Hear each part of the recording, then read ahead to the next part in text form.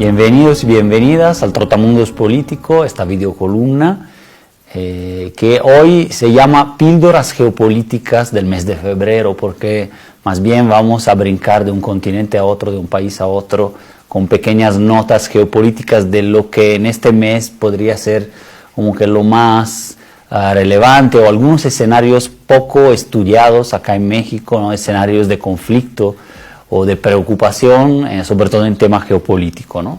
Entonces el primero es el tema de Irlanda Unida, podríamos decir así, después del Brexit ya salió Reino Unido de la Unión Europea, y en Irlanda del Norte ya hay un gobierno, digamos, dominado por el Sinn Féin, que era el partido cercano también al grupo armado de IRA, que combatía para separarse de Londres y más bien volver a anexarse, a juntarse con Dublín, ¿no?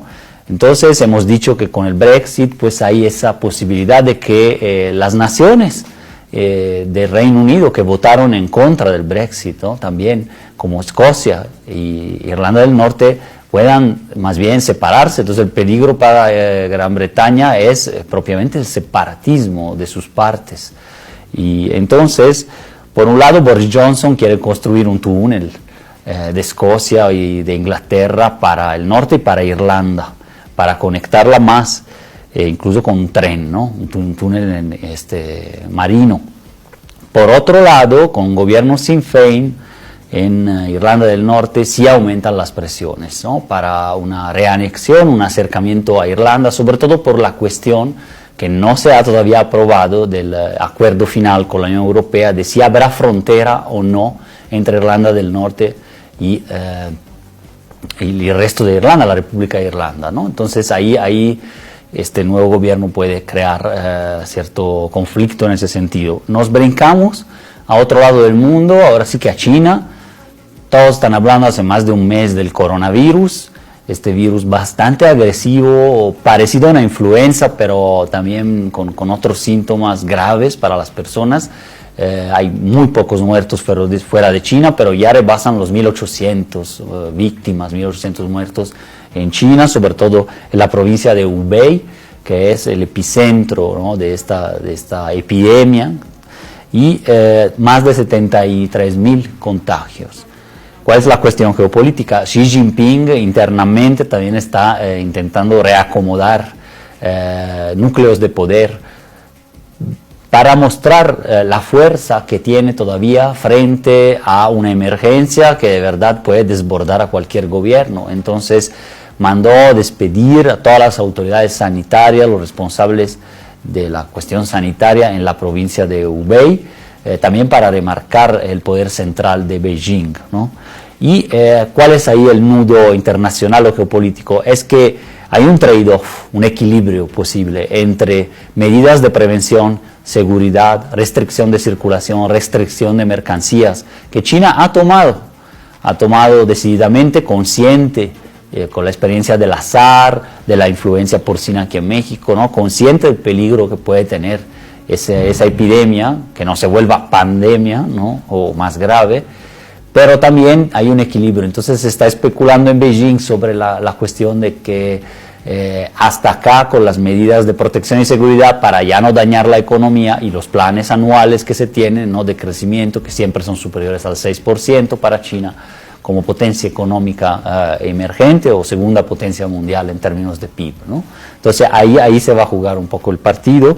Pasamos a otro escenario que es Medio Oriente. Ya hemos hablado aquí mucho de Irán, pero hemos hablado poco de Irak y de Siria. ¿Qué está sucediendo ahí? En el tema de Irak, Trump quiere un desempeño, quiere como que más bien quitar tropas de ahí para concentrarse en otros escenarios. Entonces está pidiendo a los aliados de la OTAN por lo menos 5.000 soldados, y pues en la OTAN, que sería la Alianza Atlántica, sobre todo los socios europeos, hay divergencias, ¿no? Reino Unido más favorable a mandar incluso más tropas, Italia, Alemania, por ejemplo, no, ya están en Afganistán, no se quieren retirar de Afganistán para estar más presentes en Irak, donde ya tienen tropas, pero no tantas como Trump quisiera, porque quiere esa situación. Básicamente quiere concentrarse en escenarios donde China y Rusia están más presentes, ¿no? pero tampoco quiere dejar Irak a Irán o también a Rusia, pero sobre todo a Irán. Entonces está en esa debacle. Mientras tanto propuso al Congreso para cuestiones de presupuesto aumentar el 20% los gastos en refuerzo del arsenal nuclear estadounidense. O sea, va todavía con esa carrera armamentista, lo hemos visto en estos 3 años y tanto de gobierno.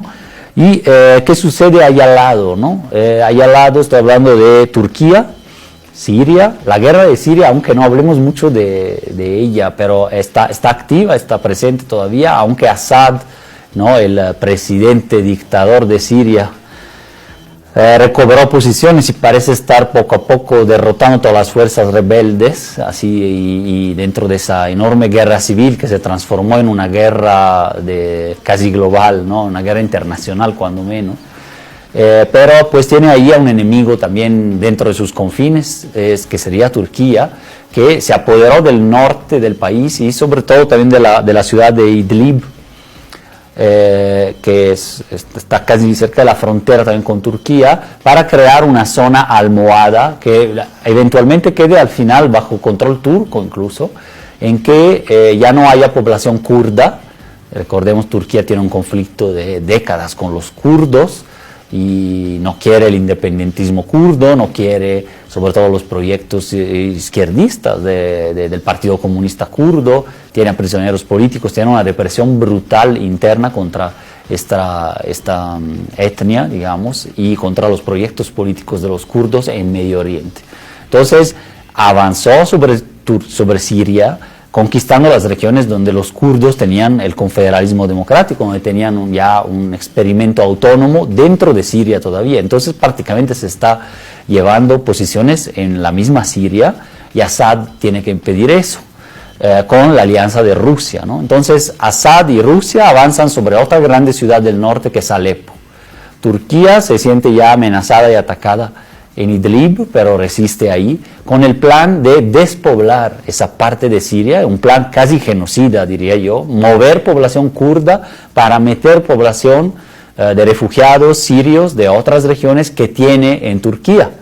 Turquía es ¿no?, el estado con más refugiados de la guerra de Siria, entonces quiere como que repoblar ahí a su manera, un plan básicamente, que yo diría que criminal internacional, pero pues responde a sus intereses geopolíticos históricos, posicionarse como potencia de la región, incluso con un plan que se le llama de autonomía geopolítica, autonomía estratégica turca, autonomía de Rusia, con la cual ahí está combatiendo, digamos que Rusia está al lado de Assad, pero también es aliado parcialmente de Turquía. Turquía también está en la OTAN, entonces con Estados Unidos, pero cada vez más desligado de esas dos alianzas, ¿no?, con Rusia, de Putin y sobre todo con la OTAN, conduciendo una política ahí autónoma que puede ser muy peligrosa, con unas élites cada vez más radicalizadas en estas posiciones, ¿no? De la prensa turca, lo poco que queda libre ahí hablan de que hay que conquistar Damasco, o sea, ya atacar hasta la capital de